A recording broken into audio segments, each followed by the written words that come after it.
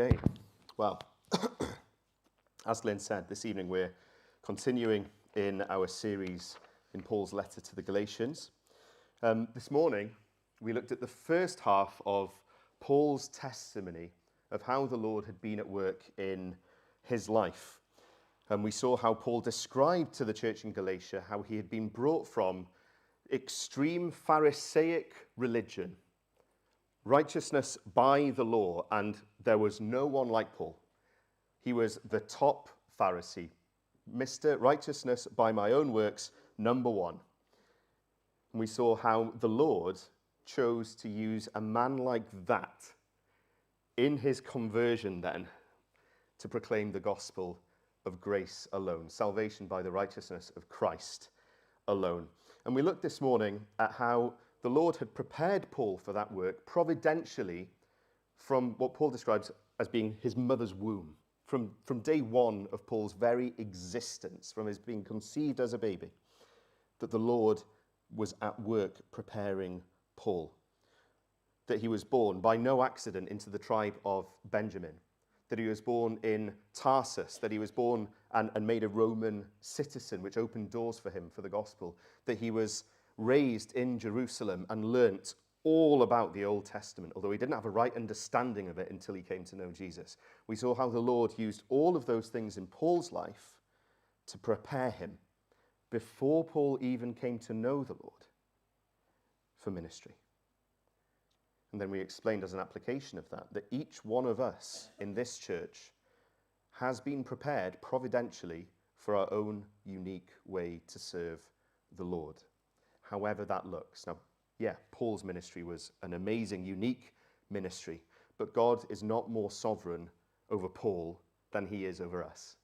He isn't more providentially caring for Paul than he is for us. And so we saw this morning that the Lord has prepared each of us to minister to the people around us in a unique way, with the gifts, the skills, the context, the personality even that he's given us, and that he redeems in us in our salvation. This evening, we're going to look at the second half of Paul's testimony of how the Lord was at work in him. Let's read from the beginning of Galatians 2. We're reading verses 1 to 14. And we're looking now at the time in Paul's life where he's accepted by the wider church as an apostle. Then, after 14 years, I went up again to Jerusalem with Barnabas, taking Titus along with me. I went up because of a revelation and set before them, though privately before those who seemed influential, the gospel that I proclaim among the Gentiles, in order to make sure I was not running or had not run in vain. But even Titus, who was with me, was not forced to be circumcised, though he was a Greek. Yet because of false brothers secretly brought in, who slipped in to spy out our freedom that we have in Christ Jesus, so that they might bring us into slavery, to them we did not yield in submission even for a moment, so that the truth of the gospel might be preserved for you. And from those who seemed to be influential, what they were makes no difference to me. God shows no partiality.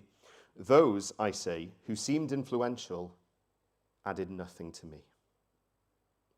On the contrary, when they saw that I had been entrusted with the gospel to the uncircumcised, just as Peter had been entrusted with the gospel to the circumcised, for he who worked through Peter for his apostolic ministry to the circumcised, worked also through me for mine to the Gentiles. And when James and Cephas and John, who seemed to be pillars, perceived the grace that was given to me, they gave the right hand of fellowship to Barnabas and me, that we should go to the Gentiles and they to the circumcised. Only they asked us to remember the poor, the very thing I was eager to do. But when Cephas came to Antioch, I opposed him to his face, because he stood condemned. For before certain men came from James, he was eating with the Gentiles.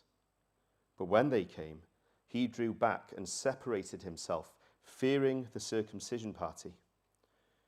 And the rest of the Jews acted hypocritically along with him, so that even Barnabas was led astray by their hypocrisy.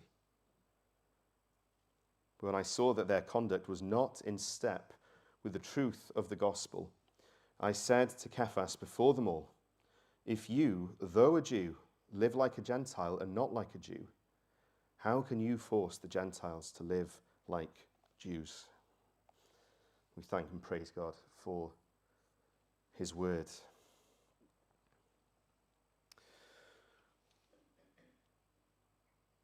We saw this morning that Paul, in addressing the Galatians, was defending his ministry to them. We saw that his accusation against them is that they were bowing to religious pressure from the synagogue leaders, religious persecution. And so what was Paul saying? We're not supposed to please men. We are supposed to please God. What was the natural comeback, if you like, to what Paul was saying from the Galatians? What could they say?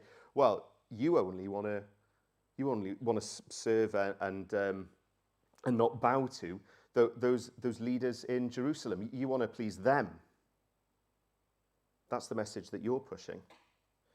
And what we saw in that first part of Paul's testimony is that Paul says, no, I didn't get it from Jerusalem. This wasn't a message that the other apostles shared with me. This was direct revelation from God. And Paul goes on to show the great lengths that he has gone to in his own life to defend the truth of the gospel. That's what we see at the beginning of this second chapter. And the first point I want to make is this, that Paul went so far as to confirm his ministry with others for the sake of his ministry. He went so far as to confirm the gospel that he was preaching for the sake of his ministry. What do we mean by that? The gospel according to Paul was not enough. The gospel according to Paul wasn't enough. Paul knew that if what he preached was viewed by others as, oh, yeah, that's Paul's own special weird twist on the gospel. That's not what the rest of the church generally believes. That's just Paul being, he's a bit of an eccentric, isn't he?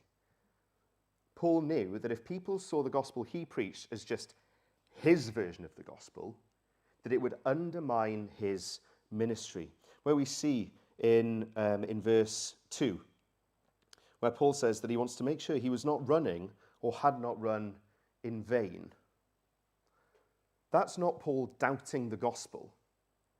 He's not doubting the contents of the gospel there. Paul had a direct revelation from Jesus Christ. He's not doubting the message he's preaching. What he wants to ensure by going up to Jerusalem, taking Barnabas and Titus with him, he wants to ensure that by the confirmation he gets from the other apostles, his gospel is shown to be the same gospel as Jerusalem, so that nobody can bring that accusation against him. Oh, this is just Paul. This is just Paul's thoughts. Gospel according to Paul. He's not doing it for his own certainty. He's doing it for the certainty of those he's ministering to. Now, interestingly, I wonder if you're familiar with the accusations that people level against Paul today, in perhaps liberal theological circles, that Jesus established some Christianity and that Paul took it and ran with it in a different direction. It's what a lot of people say. Oh yeah, I like Jesus. I don't like what Paul says though. Paul's a bit of a fanatic. He's taken it too far. Those are accusations that are leveled against Paul and against our faith. Today, what they would say is the inconsistency of Scripture. But Paul, in his own life, took it upon himself to protect us from that error, even today, to have his gospel confirmed. To go to the other disciples, to go to Peter, James, and John, to go to those people and say, look, this is what I'm preaching. This is what Jesus has revealed to me. Has he revealed the same to you? Yes. Okay, we're in accord. It's the same gospel.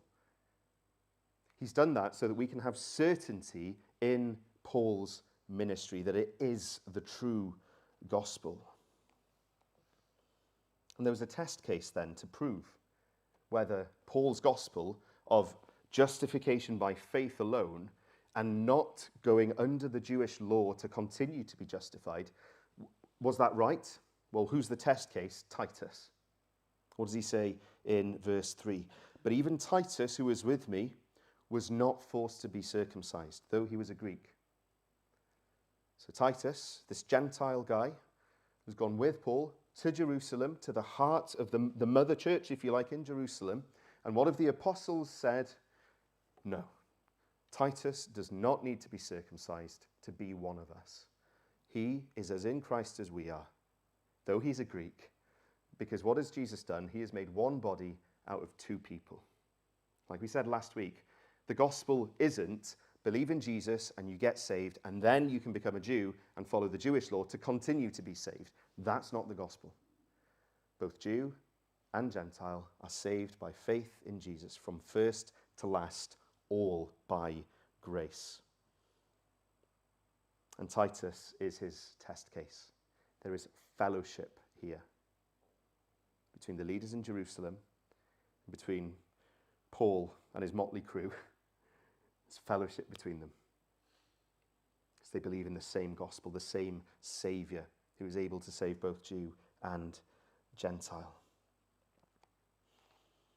In verses 6 to 9, we see that extension of fellowship. Look at verse 9 with me. When James and Cephas and John, who seemed to be pillars, that is, leaders in the church, perceived the grace that was given to me, that is, Paul has received the grace of the gospel.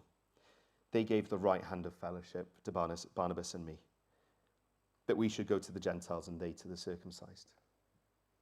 They extend fellowship to them. They say, we are brothers here by the same gospel of Jesus. So, first point, Paul took it upon himself to confirm the gospel, not for his sake, but for the sake of his ministry, for our sake. Secondly then, Paul stood firm against religious pressure for the sake of who? For the sake of Gentile believers. Look at verses 3 to 5 with me. Even Titus, who was with me, was not forced to be circumcised, though he was a Greek. Yet, because of false brothers secretly brought in, who slipped in to spy out our freedom that we have in Christ Jesus, so that they might bring us into slavery, that is, back under the law, to them we did not yield in submission even for a moment, so that the truth of the gospel might be preserved, not just in the abstract, but preserved for you. Who's Paul writing to? Gentile believers in Galatia. Immediately, Who else is he writing to? Us today. Paul took his stand here so that the truth of the gospel might be preserved for us Gentiles for generations. Think about that for a second. What were the Galatian Christians facing? Religious pressure to become slaves to the law again. What's Paul talking about here? Religious pressure to become slaves to the law again. Paul is showing the Galatians this religious persecution and pressure that you're facing from synagogue leaders. I've faced it. I know what you're facing. We've experienced it in Jerusalem. But what did we do? We did not yield even for a moment, so that the truth of the gospel might be preserved. So that the way of salvation for sinners, the only way of salvation, might be preserved. And we can praise God today knowing that it has. Because we sit here and stand here this evening as a testimony that the truth of the gospel has been preserved throughout the ages for 2,000 years. We stand here as a testimony to the gospel of grace. Paul stood firm in the face of pressure so that believers like you and I might live in the freedom of the gospel and not become slaves once more to Jewish law, to not have to follow the Jewish ceremonial law, the civic law, so that we might be classed as Christian. Now, having said all that, it might sound as though I'm bashing the law a little bit here. What I want to encourage is that we have a right relationship with the law. Okay, yeah, we are set free from having to keep the requirements of the ceremonial law and the civic law that we might find in Leviticus, for example. Does that mean then that we don't read Leviticus? No, not at all. Because the law was given for a reason. The law was given to point to Christ. And so when we read Old Testament law, where does that point us? To Jesus, the fulfillment of the law, the one who lived as the perfect Israelite, winning perfect righteousness. So is the law of value to us today? Absolutely. Not because we live under it, but because it reminds us of the perfect righteousness of our Lord Jesus Christ. It has great value for us today. So by all means, read Leviticus. But we've got to make sure we have a right relationship with it. Okay? We have to understand our relationship with the law. Before we move on to the final point, a bit of an interlude, I want to just talk about one thing that we see here. We're not under the law. We're not under the law. Paul is fighting for this truth. So does that mean that we can do what we want? Does that mean that Christian life is, it's okay, we're not under the law, so we'll live however we see fit? Not at all. Paul's going to really get to the core of that in the second half of the letter, but we get a taste of it, a little foretaste, in verse 10. What did the brothers in Jerusalem say? Only they asked us to remember the poor. Remember the poor, brothers. Yeah, Titus, you are not under the law, but remember the poor. There's a command here. In our new covenant relationship with Jesus, we have commands. We have duties. We have obligations that we have to take seriously. Do those things justify us before God? No. Are they still things we need to listen to? Yes. Remember the poor, they tell them. Remember the poor. What's communicated in just that short phrase? That the Christian life is one of service. The Christian life is one of duty. It's one of care. It's one of compassion. Those are our obligations. Not to external Jewish ceremony. Not to a physical circumcision, but to a circumcision of the heart that changes the way that we live from the inside out. Those duties, although I say they are obligations, we're not to think of them then as, this is just something I've got to do. Another thing for me to do. What's Paul's heart? Second half of verse 10. Remember the poor? The very thing I was eager to do. We are to pursue our Christian duties, obligations, the commands that God has given us eagerly. Eagerly. It's not something we do out of compulsion. It's something we do because God has first loved us, because we are fully accepted before him in the gospel, because we have a righteousness that is not our own, knowing that we stand justified before our Father. That changes the way that we live. It has to. It has to change us fundamentally so that we are eager to do what God commands us. We'll explore that more fully towards the end of the letter, but we'll make it clear now. We aren't freed to licentiousness. We're free to live as God wants us to. We are free to obey. We're free to obey. Third point. Paul was willing to correct his brother Peter, for Peter's sake and for the sake of the gospel and the unity of the church. Now, Paul uses strong language here in his describing his interaction with Peter. He tells us that Peter stands condemned. Look at verse 11. When Cephas came to Antioch, Cephas, Peter, same guy, same name, well, same person. I opposed him to his face because he stood condemned. This is the first bishop of Rome. This is Jesus' number one guy. He stands condemned because he's lost sight of something essential. When this group of strict Jewish, maybe believers, maybe not 100% sure, when they come, Peter distances himself from the Gentile Christians. He's no longer willing to eat with them. He's lost sight of the unity that the gospel makes for us. He's not willing to associate with them anymore. He's lost sight of what Jesus has done in the gospel. Even though Peter's the one who gets the vision that all foods are declared clean and that Cornelius, the centurion, comes into the church, Peter's the one who vouches for the Gentiles in the first place. He's lost sight of it. He's lost sight of what the gospel means.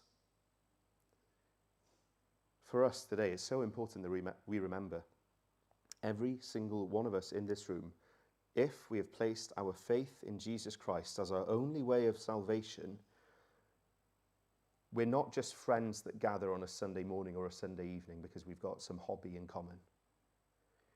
We are brothers and sisters who've been washed by the blood of Christ.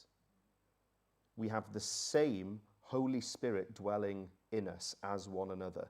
The Holy Spirit, the third person of the Trinity, eternal God, all-powerful, almighty God, living in each one of us. There is a bond there that is stronger than friendship, even family. We've been made one in Christ. That is the magnitude of what the gospel means for us and our lives as believers. And Peter, by not associating with those Gentiles, by turning his back and by drawing away, was denying what Jesus has done for people, bringing people together in the gospel. Paul corrects him, of course. We see in verse 14.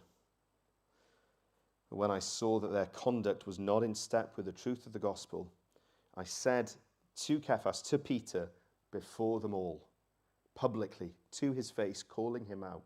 Now, when we say calling him out there, I don't mean in some fisticuffs, confrontational way. What I would hope comes to our mind here is Paul, a brother whose heart breaks, who sees the tragedy of what Peter's just done. This is a man who looks at Peter with heartbreak because of what Peter's just done and what it means.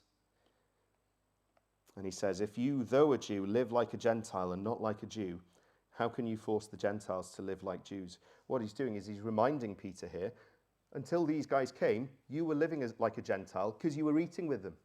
You were recognizing that there's unity. You were living like a Gentile.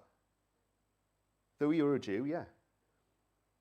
How can you force these people now to live like Jews when you were, he's calling him out on that behavior.